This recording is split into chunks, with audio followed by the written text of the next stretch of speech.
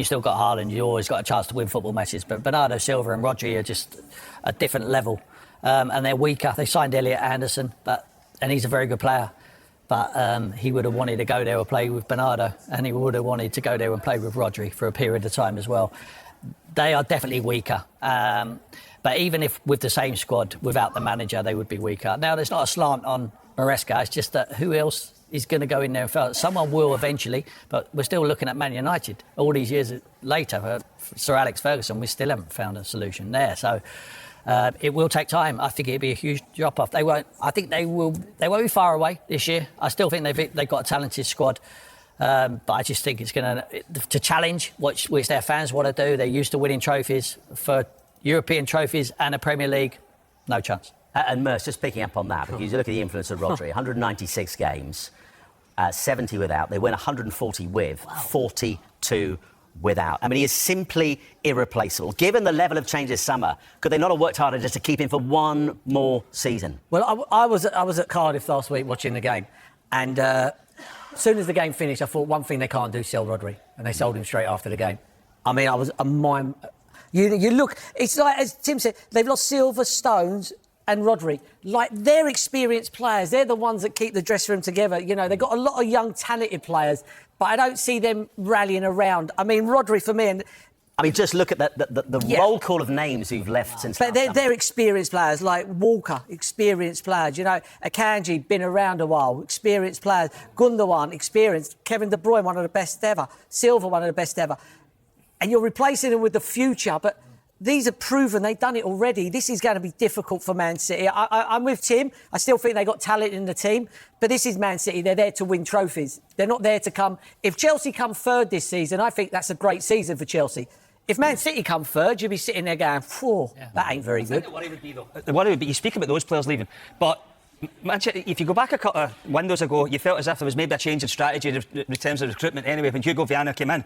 But you're now seeing that those players that were signed leaving as well. You know, when you look at Reinders as well there, Mamouche, Nico Gonzalez, there's links when Newcastle. That tells you that they, or the manager, whoever, doesn't think they're good enough. And that would be a worry, that whoever's making the signings right now, yes, you can go and say, you know, people like Elliot Anderson, that they've done really well, and there will be players come in. But when you're actually having players coming in over the last couple of windows that are now left, that's a worry, especially when you're Manchester City, because it doesn't happen very often. And if you're Haaland, you'd be worried. Yeah. Because if you're looking behind, they're dribblers. They're all dribblers. You know, Kevin De Bruyne, Silva, they go bang, boof, put him through. He makes runs, brilliant runs. I was there last week. He makes real good runs. But they got dribblers. They haven't got someone who's going to put the ball through. And for me, he'll get frustrated. I know he'll score goals. Don't worry about that. But he'll be thinking the same. You're only as good as the players that provide you, and he ain't going to have that service. Yeah, we've got time for one final question on Manchester City. I go to Clinton on this because he hasn't really had a say on City so far. I mean, it's a massive, massive ask for Maresca, but a massive ask for whoever came in. Bearing in mind that his win rate at Chelsea was 49%. He done all Is right. it going to be enough of his own man to make this work? Well, it has to. But as everyone was just talking about, they're big shoes to fill in Pep Guardiola. It's always going to be difficult coming in. But he's worked under him. I thought he wasn't too bad I thought he did all right at Chelsea. But he's going to be under his shadow, isn't he? Yeah, he's under his shadow. And you know what? It's just going to be so difficult. He has to perform. They've got a big game against Bournemouth. They always win against Bournemouth at home, to be fair. So it's a game they'll be looking to get the 3 points. He has to start well at that football club because, as we said, Arsenal can't run away with it and be 12, 15 points ahead of Man City. No way. Especially if Man City are going to go and spend some money. They're looking to bring in the likes of Enzo Fernandez. It'll be interesting to have a discussion in the next 10 days after the transfer. Hey, we got a whole season to do it. No, do you know why? Because they have to strengthen. With the players that they lost, they have to bring quality through the door. Manchester City have officially lost the anchor of their midfield. After a glittering 7-year spell that included 4 Premier League titles, a Champions League and a Ballon d'Or, Rodri has completed a massive £65.4 million move to Barcelona. For most clubs, losing a player of that caliber would derail a season. But manager Enzo Maresca is completely unfazed, laying down a massive challenge to the board.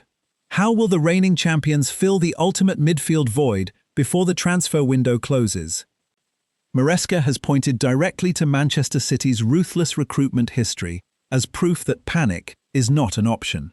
He highlighted that when club icons like David Silva left, Kevin De Bruyne stepped up. When Sergio Aguero departed, Erling Haaland arrived. And when Fernandinho left, Rodri himself arrived. Maresca made it clear, you don't buy a finished Ballon d'Or winner, you recruit a player with the profile to develop into one. And City are aggressively moving to rebuild the centre of the park. They have already smashed their club record to sign Elliot Anderson for £116 million from Nottingham Forest. However, the spending is not stopping there. City have identified 18-year-old Lille wonderkid Ayoub Bouadi as the closest stylistic fit to Rodri, and are pushing to close a deal worth around £85.6 million. Bouadi offers the composure and tempo-dictating qualities essential to Maresca's tactical system. Replacing Rodri is only half the battle. As City continue to reshape their squad, Maresca expects more late-window transfer activity and is willing to wait until the final week to secure maximum value for outgoings. With reports linking players like Omar Marmoush and Nico Gonzalez with moves away, Maresca's stance is firm. He will not keep players who do not want to fight for the badge. Let's talk about the £85.6 million elephant in the room, Ayoub Bouadi. To understand why Enzo Maresca is willing to make him the most expensive teenager in Premier League history, you have to look at the 2026 World Cup. Bouadi was the absolute breakout star of the tournament, anchoring Morocco's midfield all the way to the quarter-finals. He offers the exact physical profile Maresca desperately needs. While Rodri was a master of positioning and dictating tempo, Bouadi brings raw ball-winning aggression combined with an elite progressive passing range.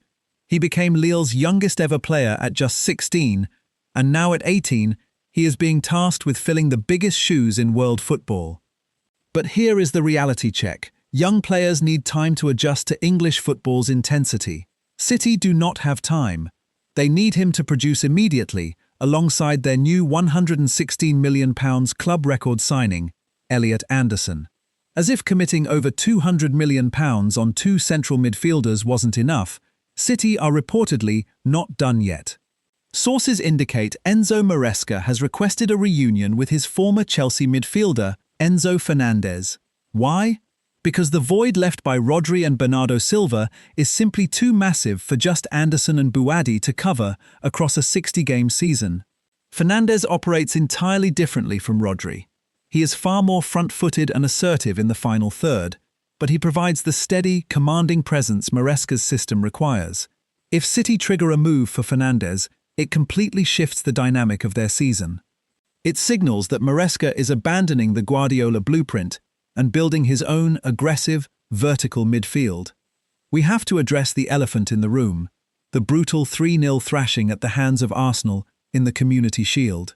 After 10 years of unprecedented dominance under Pep Guardiola, the hangover is real.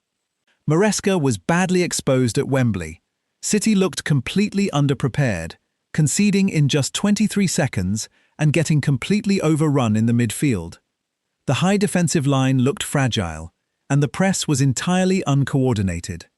This isn't just about replacing Rodri, it's about replacing the greatest manager in the club's history. Manchester United spent a decade in the wilderness trying to replace Sir Alex Ferguson. The panic among the City fanbase is starting to bubble. Maresca has the transfer budget, but does he have the tactical adaptability to survive the pressure? To fund this massive rebuild, a brutal clearing of house is underway. We are looking at one of the biggest squad turnovers in recent City history. Tijani Reinders, gone to Al Qadsiya after just a single season in Manchester. The old guard, defensive stalwarts Manuel Akanji, Nathan Ake, and John Stones have already departed the Etihad. Late window exits. Tottenham are heavily circling for Savinho, while Nico Gonzalez and Omar Marmoush are aggressively pushing for deadline day exits. Maresca has stated he only wants players fully committed to his new project. The final 48 hours of this window are going to be absolute chaos. City are stripping the squad down to the studs to build Maresca's vision. Will this £200 million midfield overhaul be enough to defend their Premier League crown, or are we witnessing the beginning of the end of City's dynasty? Let me know your deadline day predictions in the comments.